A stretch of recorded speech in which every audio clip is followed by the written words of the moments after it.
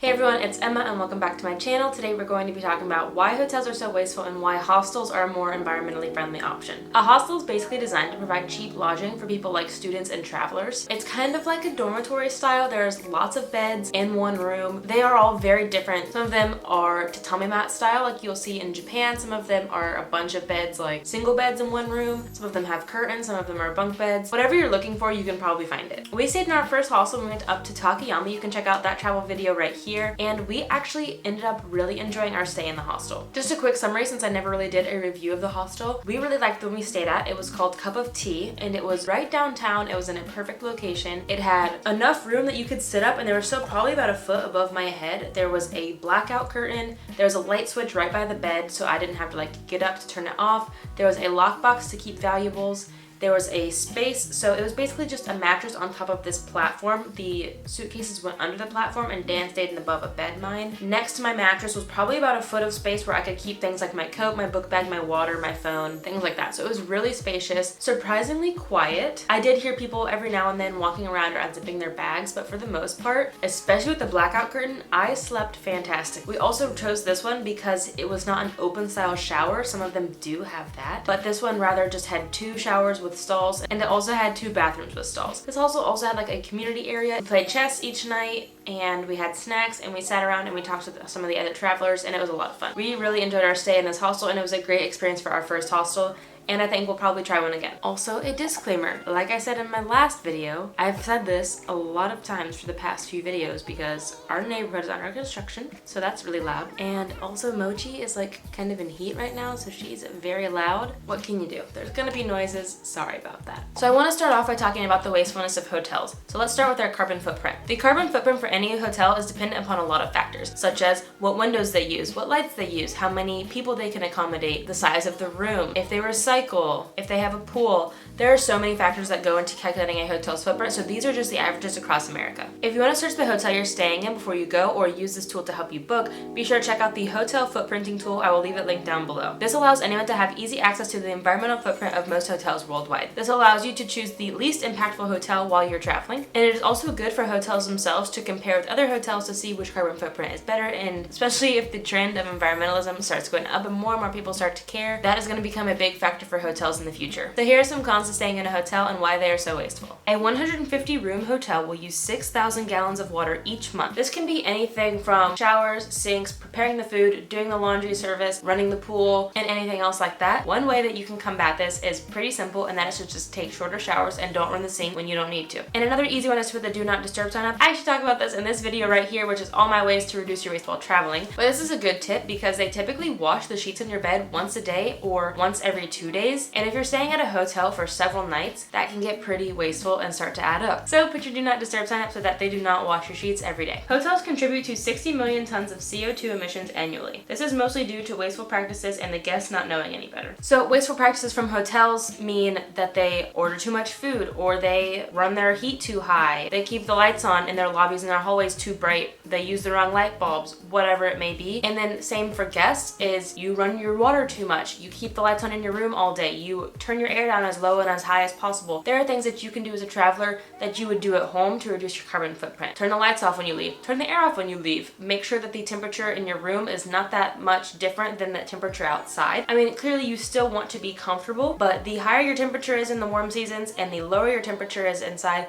in the cooler seasons, the less that you have to waste in emissions. Across the US, hotels take up more than 5 billion square feet of space. 5 billion square feet. They spend over $7.5 billion in energy alone. Wow, that one blew my mind. So this isn't just the hotels paying their staff or paying to run their water or paying for the food. This is just energy consumption. This is just leaving the lights on, paying to run the facilities. That's crazy. They create 1.9 billion pounds of trash each year. This is just hotels. In the US, I'm pretty sure this is just US. Some things that you can do as a traveler to minimize this is to try not to create food waste. A lot of hotels do offer breakfast, so when you're eating breakfast at the hotel, hotel, try to eat everything that you take. Try not to throw away any food. That's just a small step, but that is one thing that you can help reduce that number a little bit. They use 84.7 billion kilowatts per year. This is enough to power 9.6 billion hair dryers. That's a really funny statistic. And again, that's because they leave lights on all the time and they have so many appliances to run and so many things to wash. The more you can do to help reduce this number, the better. They use 219 billion gallons of water each year. And again, like I mentioned earlier, just putting up the do not disturb sign can actually help this number a lot, as well as trying to take shorter showers. I'm not saying that these solutions are going to solve the problem, but they can help put a band-aid on it. So these are definitely just some of the negatives of hotels, but what if they went green? Building hotels that meet green standards can prevent 50 to 75% of waste from ending up in the landfill. Like if they gave e-receipts instead of printed receipts, if they didn't order too much food and all that food had to be thrown away, if they offered large size refillable shampoo and conditioner versus the little teeny tiny ones, I'm sure that creates a lot of waste and I don't like to think about that. It's just simple things like this that hotels can do to reduce their waste. If each hotel cut their energy consumption by 10% each year, that would be enough to power all of Washington, D.C. for 1 year. Each hotel only 10%. If you look at how wasteful hotels are in the first place, 10% really isn't that hard. That would just mean that they would only wash their sheets after each visit instead of after each night, because some people stay at hotels for several days at a time and they don't need their bed sheets changed every night. Do you wash the sheets in your house every 4 days? And it's things like encouraging guests to keep their lights off during the day, shutting air off in the rooms that are not occupied. Other things like that can really help reduce a hotel's energy consumption. They could save 65.7 billion gallons of water each year. This is enough to fill nearly 100,000 Olympic-sized swimming pools. And again, like I mentioned with the water, if they would just wash the bed sheets after each person's stay, if they would install more eco-friendly ways to wash their dishes and wash their sheets in general, if they got rid of pools, that's not gonna happen. And other things like that, there are lots of ways that hotels can use to reduce their water waste, especially if they implement some eco-friendly machinery. If all hotels were to just cut their emissions by 10%, that would be the same as planting 1.1 million acres of trees. If all hotels in the US went green, that would be the equivalent to taking 1 million cars off the road. I mean, I don't know, but I personally feel like the standards are not that high in order for a hotel to be considered green. Therefore, it's probably pretty achievable for every hotel in America to at least be a little bit greener. If the hotels went green, they would save $750 million.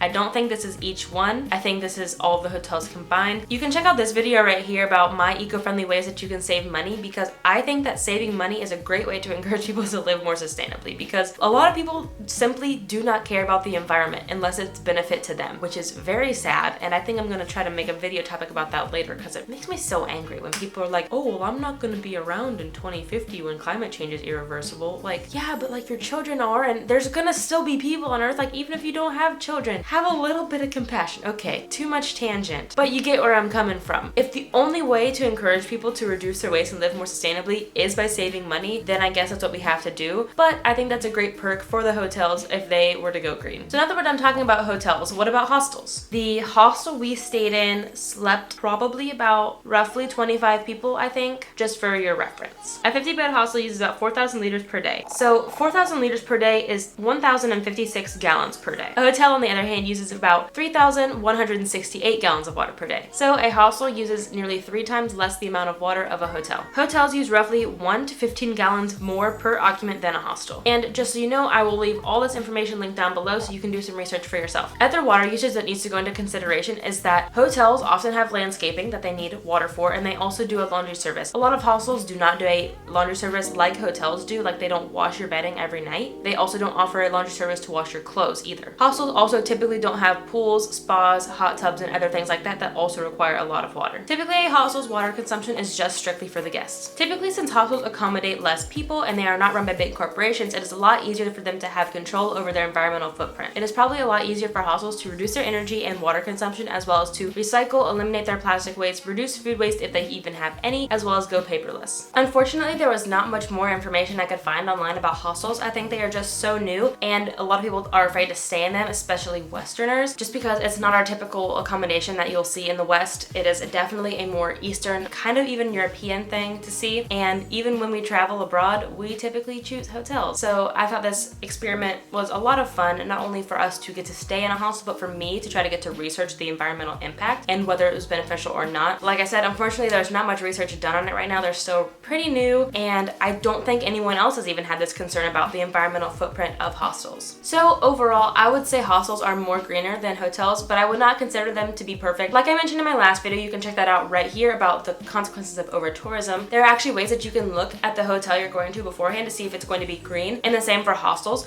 When I was doing research for this video, a lot of the articles that I was finding was like green hostels in Europe and green hostels in Japan. That's really great because those already have the green rating and they're trying their absolute best to be green, but there are hotels out there like that too. And for the most part, most hotels aren't trying, and the same with hostels, most hostels aren't trying as well. And the same for Airbnbs and smaller hotels. This isn't just strictly hostels. I'm only focusing on hostels because we stayed in one and I thought this would be fun. So it really does come down to that establishment's goals and what practices they have in place. This website, which I will leave linked down below, outlines criteria set by the Global Sustainable Tourism Council for hotels, other accommodations, tour operations, destinations, governments, and even travelers. This is a great source when you're looking for a hotel and even your environmental footprint of your travels. Sometimes it is impossible to find a perfectly eco-friendly option for your accommodation, but you really do have control over which accommodation you have to stay in, and I think you should try your hardest to find the more eco-friendly option. For example, instead of staying in a big chain hotel, which we just found out are super wasteful, try to find something like an Airbnb, a hostel, or even a smaller chain of hotels that you have a little bit more control of, and they probably have more sustainable practices. And don't just look out for hotels, also try to avoid resorts, cruises, and other types of big fancy accommodations because they are typically very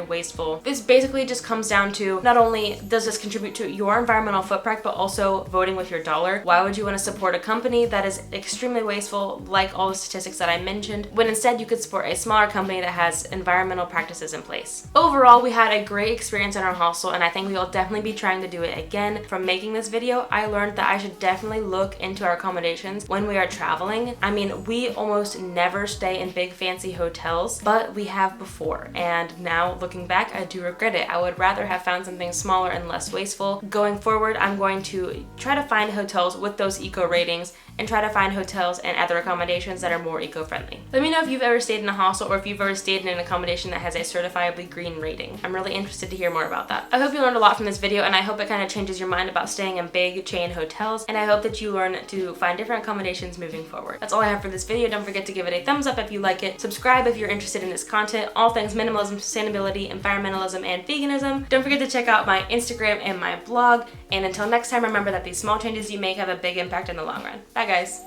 And it also had 2 bathrooms with stalls. I don't know, like a community. I was taking a nap. So here are some cons to staying in a hotel, and why are they so wasteful? Why are they so wasteful? One